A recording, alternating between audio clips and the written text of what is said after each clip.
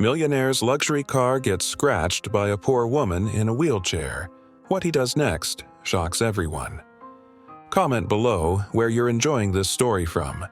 The purr of an engine turned heads as Charles's sleek black sports car glided to a stop outside an upscale restaurant. He stepped out, adjusting his cufflinks with practiced ease, his tailored suit catching the light just enough to remind everyone of his wealth.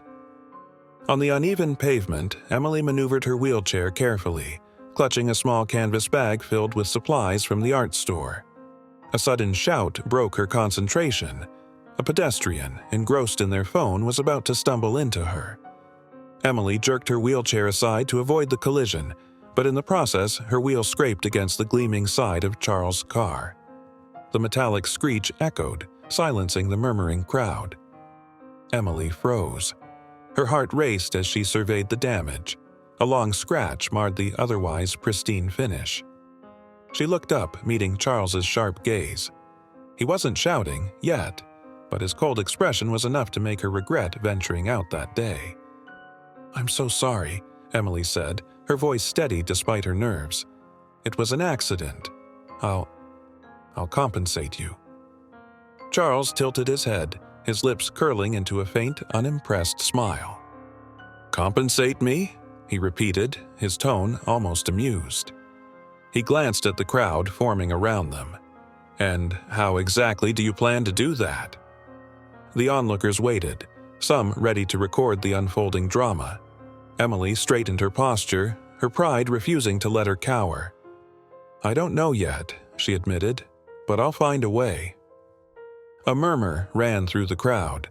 Most expected Charles to lash out, to humiliate the woman who dared to scratch his car, but instead, he surprised everyone.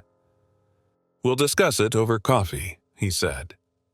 Emily blinked, her composure slipping for a moment. "What?" "Coffee," Charles repeated, already walking toward the cafe on the corner. "I'm sure they have chairs for both of us." A few people in the crowd chuckled at his deliberate pause, but Emily didn't react. She gripped her wheels and followed him, her expression guarded. Inside the cafe, the contrast between the two became even more apparent. Charles ordered an espresso without glancing at the menu, his tone curt. Emily, meanwhile, hesitated before asking for a cup of tea, her fingers fidgeting with the strap of her bag. They found a table by the window, the air between them charged with unspoken tension. Charles leaned back, observing her. "You're not what I expected," he said finally. Emily raised an eyebrow. "And what did you expect?" He didn't answer, a faint smirk playing on his lips. Outside, the scratched car gleamed in the sunlight, a silent witness to the encounter that had just begun. The cafe buzzed with quiet conversations and the occasional hiss of the espresso machine. Charles tapped his spoon lightly against his espresso cup, his gaze shifting between Emily and the pedestrians outside. She stirred her tea, her movements deliberate, avoiding his eyes. "So," he began, his voice smooth but edged with curiosity, "why the wheelchair?" Emily looked up sharply, her hand pausing mid-stir. "That's direct," she said, her tone light but firm. "Should I ask why someone like you needs a car like that?" Charles smirked. "Touché." The moment hung between them, neither willing to concede ground. Emily finally broke the silence, her voice softer. "A car accident. 3 years ago. I was a competitive swimmer before that." She glanced down at her tea, her expression unreadable. "Now, I'm an artist. Sort of." "Sort of," he echoed, his brow furrowing. "It doesn't pay much, but it's something," she said, shrugging. "It keeps me sane." Charles didn't respond immediately, his mind catching on the phrase competitive swimmer. It was difficult to imagine this sharp-tongued, composed woman as someone who once thrived in an entirely different life. "And you?" Emily asked, tilting her head. "Why does someone like you need a car like that?" Charles chuckled, leaning back in his chair. "Because it's expected." His voice carried a note of self-awareness that surprised even him. "It's part of the image." "Image," Emily repeated, her tone skeptical. And what's behind the image? His smirk faltered. He glanced at his espresso, suddenly more interested in the tiny swirl of crema. A lot of hard work, he said eventually. I grew up in a less glamorous environment. Emily waited, sensing there was more. My mother raised me alone, Charles continued, his voice quieter. She worked 2 jobs to make sure I had what I needed. Kindness was her thing, always helping neighbors, donating what little we had. It's not something I inherited. Emily studied him, her expression softening. And now? And now, I run a business, he said, his tone turning brisk again. Let's just say the world doesn't reward kindness like it should. Her lips pressed into a thin line, but she didn't challenge him. She'd met people like him before, people who wore their wealth like armor, keeping vulnerability at bay. Still, there was something different about Charles, something unspoken that intrigued her. Their conversation shifted to lighter topics: art, travel, favorite books. Charles found himself laughing more than he had in months. Emily's humor was sharp but kind, her stories vivid and engaging. For a moment, the cafe seemed like its own little world, separate from the expectations and burdens they both carried. As they left, Emily hesitated outside. About the car, she began.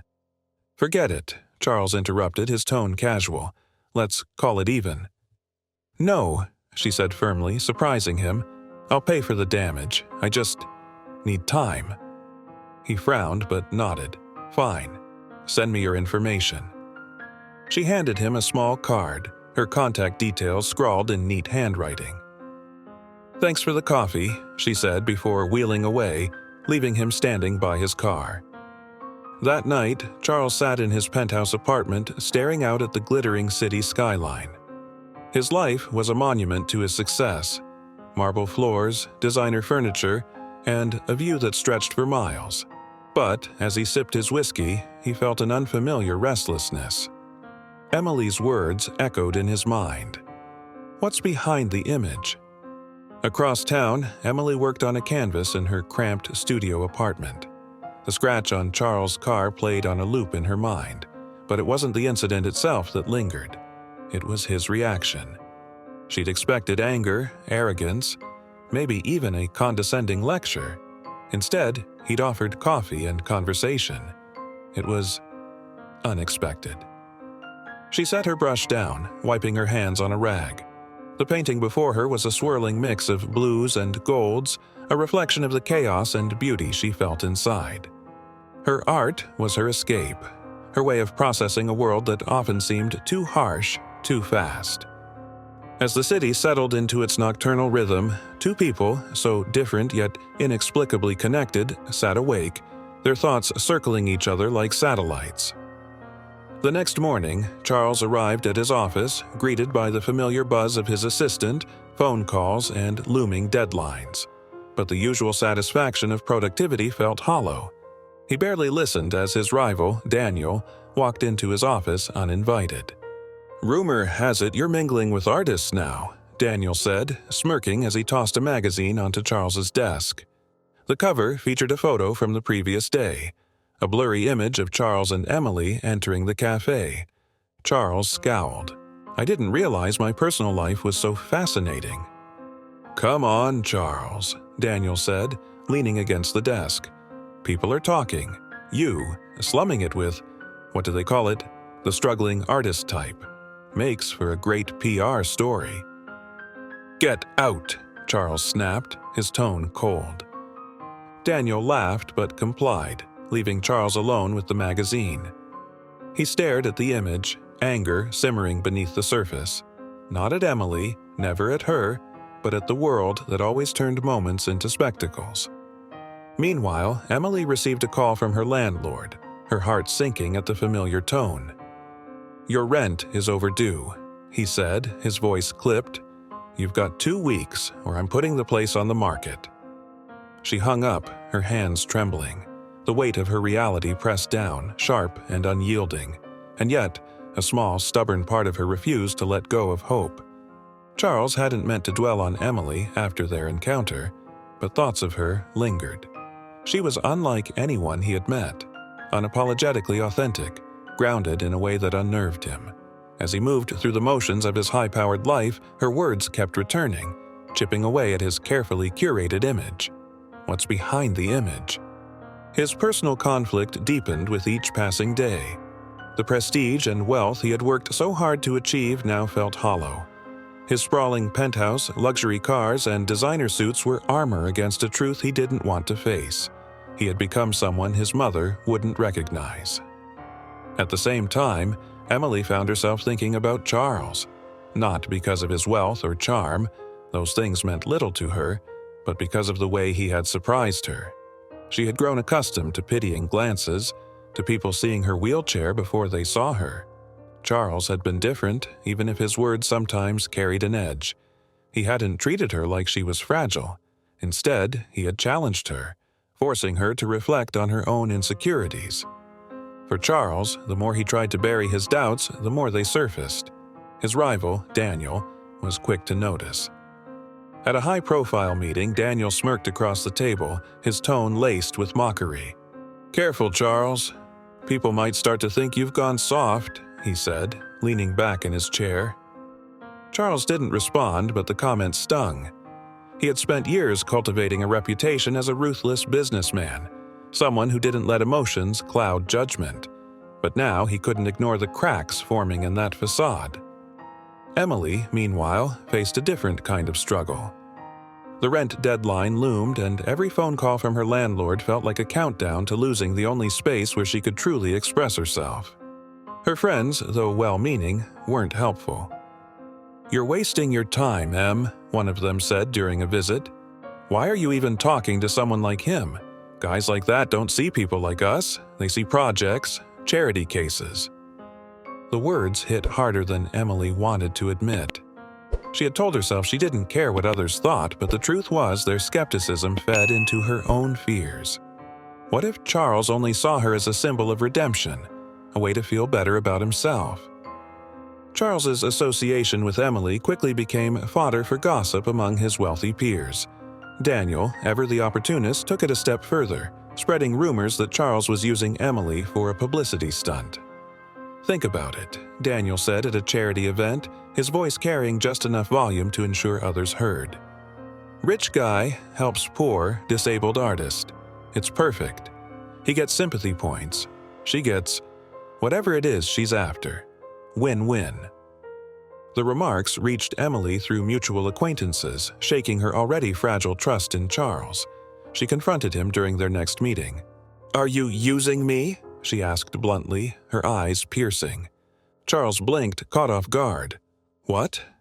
You heard me. Are you using me for, I don't know, damage control? PR? Some twisted version of philanthropy?" His jaw tightened. "Is that what you think of me?" "I don't know what to think," she admitted. "But people are talking. They think this, us, is a joke." Charles exhaled sharply, running a hand through his hair. "Let me make one thing clear. I don't care what people think, and I certainly don't see you as a joke." The intensity in his voice gave her pause, but doubt still lingered. Daniel's meddling didn't stop there. At a charity gala, he orchestrated a public confrontation designed to humiliate both Charles and Emily. It started subtly. Whispers, sidelong glances, polite smiles masking cruel intentions. Then Daniel struck, his voice loud enough to command attention. "Charles, I didn't realize you were into modern art these days," he said, gesturing toward Emily. "Or is this more of a passion project?" Laughter rippled through the crowd. Emily froze, her cheeks burning. Charles stepped forward, his expression thunderous. "Say one more word," he warned, his voice low and dangerous. Daniel feigned innocence. "I'm just curious. After all, it's not every day we see someone like her in our circle." The emphasis on "someone like her" sent a wave of humiliation crashing over Emily. She didn't wait for Charles's response. With a curt, "Excuse me," she wheeled herself out of the room, leaving him standing there torn between chasing after her and confronting Daniel. The incident at the gala was a turning point. For Emily, it confirmed her worst fears. She didn't belong in Charles' world, and she couldn't keep putting herself in situations that made her feel small. She sent Charles a formal letter the next day, thanking him for his help and outlining her plan to repay him for the car damage in installments.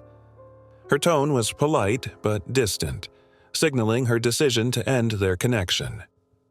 Charles stared at the letter for a long time, the words blurring as frustration and regret built inside him. He wanted to call her to explain, but something stopped him.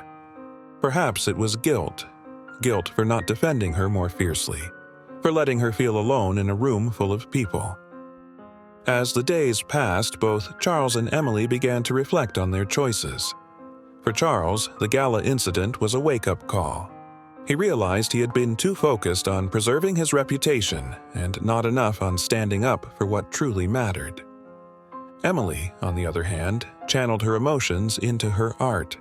She started a new piece, a stark, raw portrayal of vulnerability and strength. It was unlike anything she had created before, and as the colors bled together on the canvas, she felt a flicker of hope. Though separated, their journeys were far from over. The tension between them remained unresolved, a thread waiting to be pulled. If you are enjoying the story till now, please consider liking this video and subscribing to our channel. It costs you nothing, but for us, especially in these early days, it means the world. Let's continue. Emily's studio was quiet except for the occasional hum of traffic outside. The letter she had sent to Charles sat in her outbox, unanswered. She didn't know what she expected. An argument, an apology, maybe nothing at all, and yet the silence stung more than she cared to admit. She poured herself into her work, the sharp lines and vivid colors of her latest piece reflecting her inner turmoil. The painting, titled "Resilience Unbroken," depicted a figure standing tall against a storm, its face obscured, but its strength undeniable. It was the most personal thing she had ever created. The eviction notice arrived a week later, its curt language leaving no room for negotiation. Emily stared at the paper, her hands trembling. Losing her studio felt like losing a piece of herself. She tried to find a solution, borrowing money, selling smaller pieces, but nothing was enough. Her friends offered sympathy, but their words only deepened her sense of isolation. "Maybe it's time to move on," one said gently. "You've been struggling for so long, Em. Maybe art isn't the answer." Emily bit back her frustration. She didn't need pity or practicality, she needed hope. Across town, Charles sat in his office, his mind far from the contracts and spreadsheets spread before him. The letter Emily had sent lingered in his thoughts, each word a reminder of his failure to protect her. He visited his late mother's old neighborhood one evening, a place he hadn't seen in years. The worn-down apartment building and familiar faces brought back memories of her unwavering kindness, even when they had nothing. "Your mother was a gem," an elderly neighbor told him, her smile tinged with sadness. "She always said kindness costs nothing, but it pays back tenfold." The words struck a chord. For the first time in years, Charles wondered if he had lost something vital in his pursuit of success. Meanwhile, Daniel escalated his campaign against Charles. Anonymous tips to the media suggested that Charles's business was exploiting marginalized communities, further tarnishing his reputation. Headlines painted him as a callous opportunist, the kind of man who would use someone like Emily for personal gain. The articles reached Emily, adding to her growing disillusionment. Though she doubted Charles was capable of such cruelty, the whispers were hard to ignore. Unbeknownst to Emily, Charles had been following her work from afar. He learned about her eviction notice through a mutual acquaintance and decided to intervene anonymously. When Emily received an email from a prestigious art gallery offering to feature Resilience Unbroken in their next exhibition, she was stunned. The offer came with enough money to cover her rent and a promise to highlight her story. It felt like a miracle. But miracles, she knew, didn't come without strings. She confronted Charles at his office a few days later, her anger barely contained. "Did you do this?" she demanded, holding up the email. Charles looked up from his desk, startled but composed. "I have no idea what you're talking about," he said, though his eyes betrayed him. "Don't lie to me," she snapped. "You think you can just fix things with money? I don't need your charity." "It's not charity," he said quietly. "It's what you deserve. Your work deserves to be seen." The sincerity in his voice gave her pause. She wanted to stay angry, to push him away, but his words lingered. Later that evening, Emily stood before her painting, the offer letter from the gallery in her hand. She thought about Charles, not the businessman or the philanthropist, but the man who had seen her worth when others hadn't. She called him. "Thank you," she said simply. Charles smiled on the other end of the line, relief washing over him. "For what?" "For believing in me," she replied. It wasn't forgiveness, not yet, but it was a start. The gallery exhibition brought a new sense of purpose to Emily's life. She and Charles began working on a collaborative project to support artists with disabilities. Though their relationship remained professional, the unspoken tension between them hinted at something deeper. Emily saw a different side of Charles during their collaboration. He was meticulous but surprisingly open to her ideas. He listened, truly listened, in a way that made her feel seen. For Charles, the project was a chance to reconnect with the values his mother had instilled in him. Watching Emily navigate the art world with strength and grace inspired him to reflect on his own journey. Daniel wasn't finished. He spread rumors that the collaboration was a publicity stunt, further tarnishing Charles's reputation. One evening, as they prepared for the exhibition's opening, a reporter cornered Emily, asking pointed questions about her connection to Charles. "Some say he's using you to rebuild his image," the reporter said. "How do you respond to that?" Emily hesitated, her mind racing. She could see Charles across the room, watching anxiously. "I think," she said finally, "people should focus less on rumors and more on the work we're doing. It's not about him or me, it's about the message." Her calm, measured response diffused the tension, but the incident left both of them shaken. The night of the exhibition, Emily unveiled Resilience Unbroken to a packed gallery. The applause was thunderous, but her eyes sought out Charles in the crowd. He approached her afterward, his expression unreadable. "You were amazing," he said. "Thanks," she replied, her tone soft. For the first time, they allowed themselves a moment of vulnerability. No accusations, no defenses, just two people standing together, uncertain but hopeful about what lay ahead. The gallery exhibition was a turning point, not just for Emily, but for Charles as well. For the first time in years, he felt a sense of purpose that went beyond quarterly profits and business rivalries. Watching Emily command the room with her story and art made him realize how small his world had become, and how much broader it could be. The following week, Charles launched an initiative to support artists with disabilities, a project he named the Horizon Foundation. He threw himself into the work, meeting with artists, securing funding, and personally overseeing the foundation's goals. But it wasn't just about the public image. For Charles, this was a way to reconnect with the values his mother had taught him: kindness, compassion, and using what you have to help others. Emily noticed the change in him. During their meetings, he was no longer the aloof businessman she had first encountered. Instead, he listened intently, asked for her input, and even admitted when he didn't know something. "Who are you, and what have you done with Charles?" she teased one afternoon, a smile playing on her lips. He laughed, a rare sound that softened his otherwise serious demeanor. "Maybe I'm finally figuring things out," he replied. As the foundation grew, so did Emily's confidence. Her artwork gained recognition, and her financial situation stabilized. But more importantly, she began to see herself as more than her circumstances. Charles's unwavering belief in her work forced her to confront her own fears of vulnerability. For so long she had guarded her heart, afraid that letting someone in would only lead to disappointment. But Charles wasn't like the others who had left when things got hard. He stayed, even when she pushed him away. One evening, as they reviewed plans for the Foundation's next event, Emily found herself opening up. "After the accident," she began, her voice hesitant, "I thought I'd lost everything. My career, my friends, even my fiancé. It was like I didn't exist anymore." Charles looked at her, his expression serious. "You didn't lose yourself," he said softly. "You just had to find a new way to be you." The words struck a chord, and for the first time in years, Emily felt the weight of her self-doubt begin to lift. Daniel wasn't ready to let Charles's redemption go unchallenged. He saw the Foundation's growing success as a threat to his own influence and decided to strike where it would hurt the most. At the Foundation's first major event, a showcase for disabled artists, Daniel spread rumors to reporters about Emily's past. He fabricated a story that she had exaggerated her struggles to gain sympathy, framing her as a manipulative opportunist.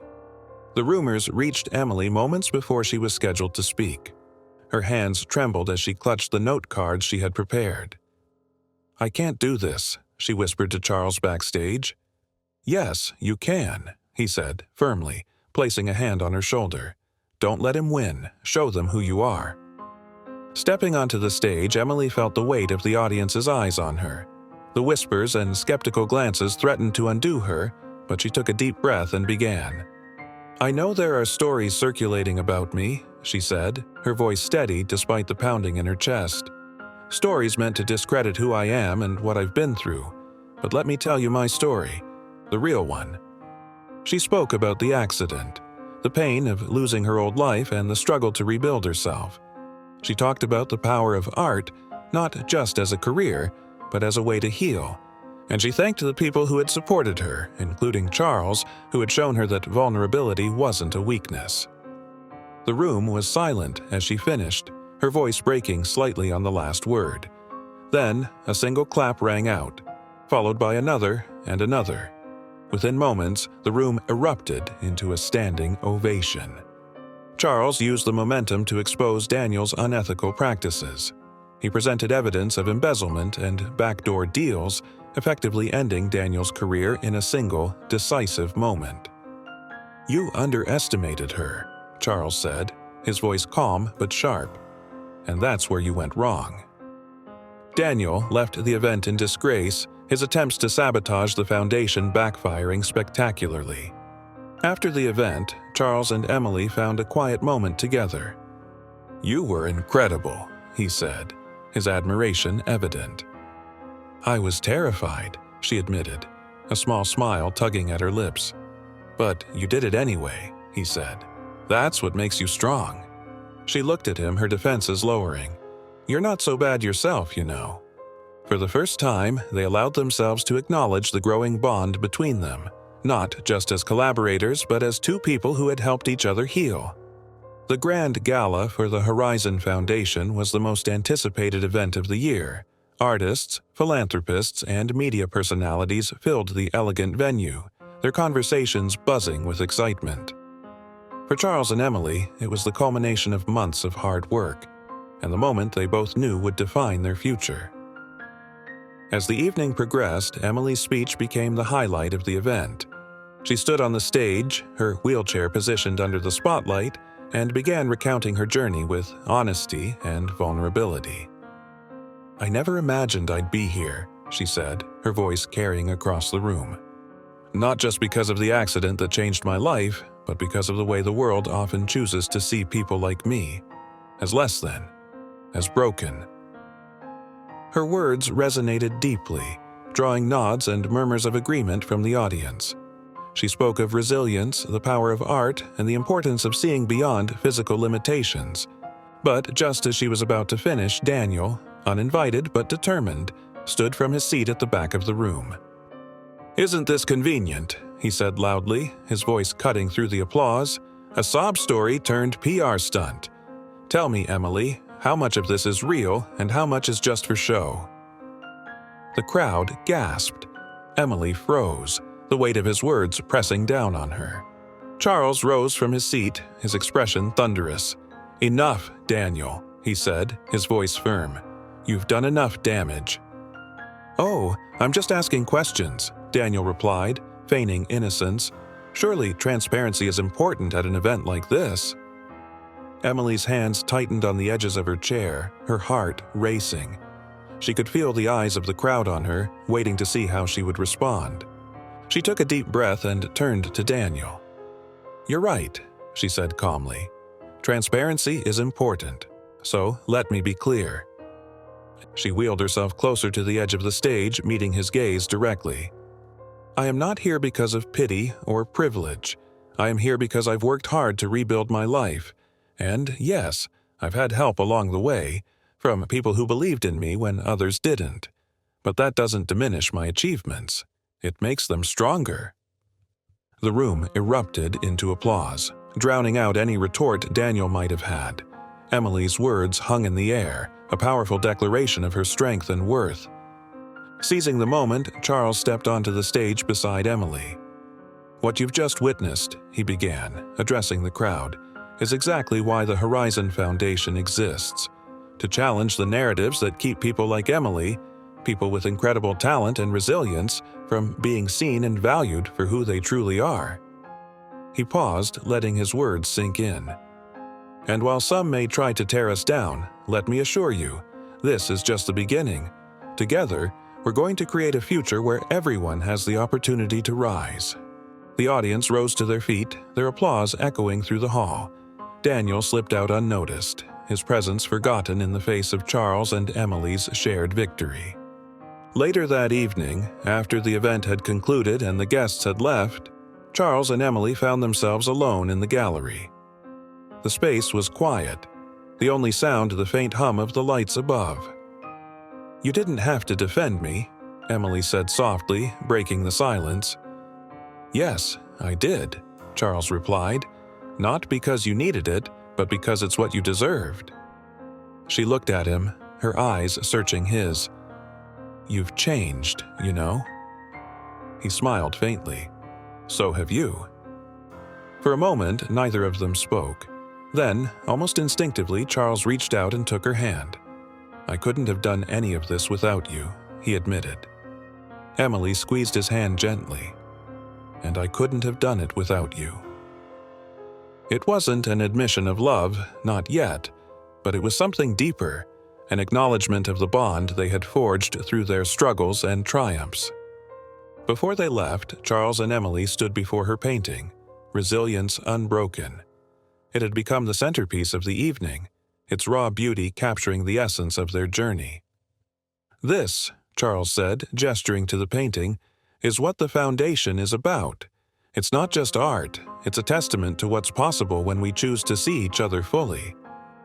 Emily smiled, a sense of peace settling over her. "It's a reminder," she said, "that even in the storm, we can find strength." As they walked out of the gallery together, the world outside seemed just a little brighter. Months after the gala, the Horizon Foundation had become a beacon of hope for artists with disabilities. Its programs were thriving, offering grants, mentorships, and platforms for underrepresented talent. The gallery where Emily's work had been showcased became a permanent home for the foundation, its walls adorned with pieces that told stories of resilience and triumph. For Charles, the foundation was more than a professional achievement. It was a personal redemption. He had reconnected with his mother's values, finding purpose in supporting others. The man who once measured success in profits now found fulfillment in the lives he helped transform. Emily, too, had come into her own. Her art gained international recognition, and she no longer doubted her worth. But more importantly, she had learned to embrace vulnerability, not as a weakness, but as a strength that allowed her to connect with others on a deeper level. One afternoon, Charles and Emily walked through the gallery together, pausing to admire a new exhibit. The air between them was warm, their shared journey evident in the easy camaraderie of their conversations. "You've built something incredible," Emily said, gesturing to the bustling room around them. "So have you," Charles replied, his gaze lingering on her. She smiled, the weight of their past struggles now a distant memory. "We did it together," she said. Their partnership had grown into something profound, not just a professional collaboration but a bond rooted in mutual respect and trust. Later that day, the foundation held a small ceremony to unveil its newest program, aimed at supporting young artists from marginalized communities. Charles gave a short speech, his words humble but heartfelt. "This foundation started as an idea," he said, "but it became a reality because of the incredible people who believed in it.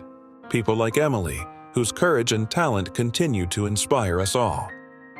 The audience erupted into applause, but Charles's focus remained on Emily. She nodded, her eyes glistening with emotion. At the ceremony's conclusion, Charles and Emily unveiled a new collaborative art piece, a towering mural titled "Boundless Horizons." The painting depicted two figures standing side by side, facing a vast, open sky. As the audience marveled at the artwork, Emily leaned toward Charles. "You know," she said, her voice tinged with humor, "I'm still technically in debt to you for that car scratch." Charles laughed, his expression soft. "Consider it paid in full." For the first time, their laughter wasn't tinged with tension or uncertainty.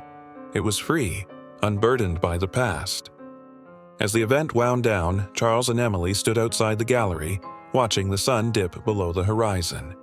The light painted the sky in shades of gold and violet, a reminder that even the most turbulent storms give way to beauty. "I think your mother would be proud," Emily said softly. Charles nodded, a rare vulnerability in his eyes. "I hope so." They stood there for a moment longer, their silence filled with unspoken gratitude. Together, they had built something extraordinary, not just a foundation, but a future full of possibilities.